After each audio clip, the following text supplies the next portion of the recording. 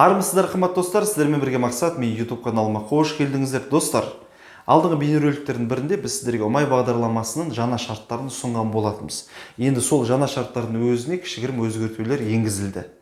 Жақсылап тыңдайық. Мақсат пен YouTube каналына тіркеліп қойсаңыздар, бұл каналда 180-ге жуық баспана мәселесіне байланысты пайдалы сабақтар бар. Ұмай әйелдер ипотекасы доход қалай есептеледі, табыс көзіне қойылатын талаптар. Бірден қандай өзгерту болған басын ашып айта кетсем. Алдыңғы жолы біз айттық, ортақ отбасының табысы 640 мың теңгеден аспауы тиіс дедік. Яғни 640 мың теңге дегенде қалай? Общее начисление. Сіздің трудовой договорыңызда көрсетілген зарплата бар ғой, содан бағана пенсионка ұсталынады, подоходный ұсталынады, иә? Вот солар ұсталынбай тұрған кезіндегі табыс 640-тан асып кетпеу керек деген етіміз. Енді жоқ, достар. Барлық салықтар ұсталынғаннан кейін сізге қолыңызға тиетін табыс отбасылық, өзіңіздің немесе күйеуіңіздің 640 мың теңгеден аспаса болғаны.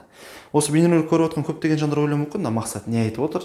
640 мың 550 мың теңге деген табыс қайдан деп, достар, 640 мың теңгеден асып кетпеуі тиіс деп отырмын. Яғни одан төмен болса бола береді. Ең бастысы төлем қабілеттілігін растағанға жетсе болғаны. Отбасының табысы, тұрмыста болсаңыз, әйел мен күйеуінің қолға алатын табысы ортақ қосқан кезде 640 мың теңгеден асып кетпеуі тиіс. Қолға алатын, салықтар бәрін стақ болғаннан кейін. Тұрмыс құрмаған болсаңыз, онда тек әйел адам өзін қолға алатын табысы 640 мың теңгеден асып кетпеуі тиіс. Мысалға, сіздің табысыңыз 640 мың теңгеден аспау қажеттелігі. Отбасыңыздың табысы, бағана айта кеттік, 550 мың теңгеге дейін. Біз алдыңғы бейнероликте не дедік? Екі мысалды қарастырамыз. 550 мың теңгеге дейін, 640 мың теңгеге дейін дедік. Отбасының табысы 550 мың теңгеге дейін болса, онда біз айттық 85%-ын қарыздың сіздер несиеге рәсімдей аласыздар дедік. Яғни баспананың бағалау құнынан, оценкасынан. Бұл жерде қалай? Сіз өзіңіз бара салып кез келген пәтер таба салып, болды, мен пәтер 20 миллион тұрады, осының 15%-ын бағанадай сатушыға бере салам, қалған 85% несиеге рәсімдеймін деген болмайды. Мына жерде біз нақты жаза кеттік. 15 миллион теңге мысал ретінде. Егер үйдің бағалау құны болатын болса, 15 миллион теңге. Онда сіз 12 миллион 750 мың теңгені қарыз сомасы ретінде рәсімдейсіз.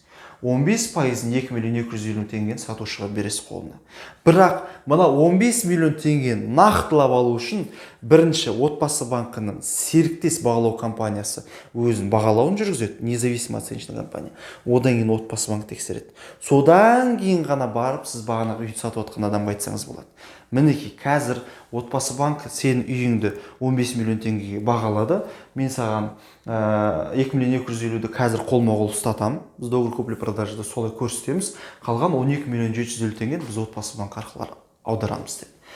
Егер екінші мысал, отбасының табысы 550 мың теңгеден 1 теңгеге асатын болса, 550 мың 1 мен 640 мың теңгеге дейін болса, онда сіз 80%-ын қарыз қыласыз. 15 миллион 80%-ы 12 миллион теңге, 20%-ын 3 миллион теңгені сатушының қолына ұстатасыз. Достар, осы жерде ескеріп алыңыздар. Тағы да айтамын. Отбасылық табыс мына жақта көрсетіп отқан 550 мың деп отырмыз, мына жақта 640 мың деп отырмыз. Одан асып кетпеуі тиіс. Аз болса бола береді, тек қана төлем қабілеттілігін растауға жеткілікті болса болғаны. Расход, бағана Инстаграмда да тікелей эфир жүргізіп отқан кезде, одан ютубта да көп жазып отады. Расход қалай есептейміз, шыға ма шықпай ма қалай білеміз деп отады. Расход шығыс. Әр отбасы мүшесіне 10 МРП. Әр отбасы, мына жерге тұрайын, сіздерге толыққанды көрініп тұру үшін. Әр отбасы мүшесіне 10 МРП. МРП жыл сайын өзгеріп отырады. Бір МРП 2022 жылы 363 теңге. Заемщик, соземщик бәріне 10 МРП дедіге, қазір оны көрсетемін. Толыққанды бүкіл кредиттарыңыз сіздердің шығысыңыз ретінде кетеді. Яғни өзіңіздің 500-600 мың кредитіңіз бар, бірақ табысыңыз 640-тан аспайды, келіп ипотека рәсімдеші десе, конечно, сіздерге банк айтады. Айналайын, сіздің кредиттарыңыз, шығысыңыз өзіңіздің табысыңыздан асып кетіп тұр ғой деп. Сондықтан осы сәтте ескеріңіздер. Максималды пәтердің құны 30 миллион теңгеден аспауы тиіс. Мысалға, әйел мен күйеуі 18-ге толмаған 2 баласы бар. Жақсылап тыңдаңыздар. Отбасының ортақ табысы 480 мың теңге. Прожиточный минимум біз бағана не дедік? Әр отбасы мүшесіне 10 МРП-дан дедік. 1 МРП қанша? 2022 жылы 3063 теңге. Ол жыл сайын өзгеріп отырады. Енді 122.520 теңге, міне 10-ды көбейтеміз 4-ке, 30.630 көбейткенде 122.520 болады. Каспийда 70.000 теңге кредиті бар делік. Әйелдер ипотекасы бойынша 200.000 теңге несие төлейді дейік. Ежемесячный платеж міне рәсімдейін деп отқан. 480.000 теңге табыс, өзіңіздің табысыңыз, мысалы санаңыздар, қолға таза алатын табыстарыңызды. Минус 22.520 теңге күнкөріс деңгейлеріңіз, минус 70.000 теңге кредиттарыңыз, минус әйелдер ипотекасы бойынша төлейтін төлем тең 87.480.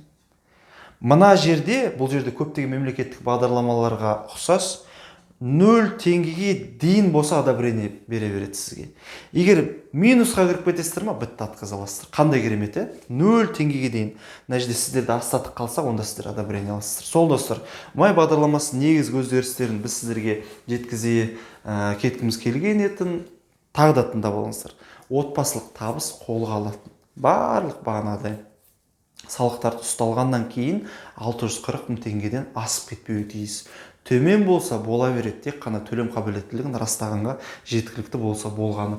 Осы бейнероликті бір рет көріңіздер. Егер қандай да бір шамалы түсінбей жатқан жерлеріңіз болса, осының алдындағы бейнероликті бір көріп шықсаңыздар болады достар. Жалпы Мақсатпен YouTube каналында 180-ге жуық баспана мәселесіне байланысты сабақтар бар. Өте көп пайдасы тиеді. 1 миллионнан астам адам осы YouTube каналды бір жылдың ішінде көріп, көптеген адам өз баспанасына жол алған. Әр қазақстандық баспаналы болсын достар, үлкен өтініш тағы да Мақсатпен YouTube каналына подписаться етіп қойсаңыздар, Мақсатпен мақсатқа.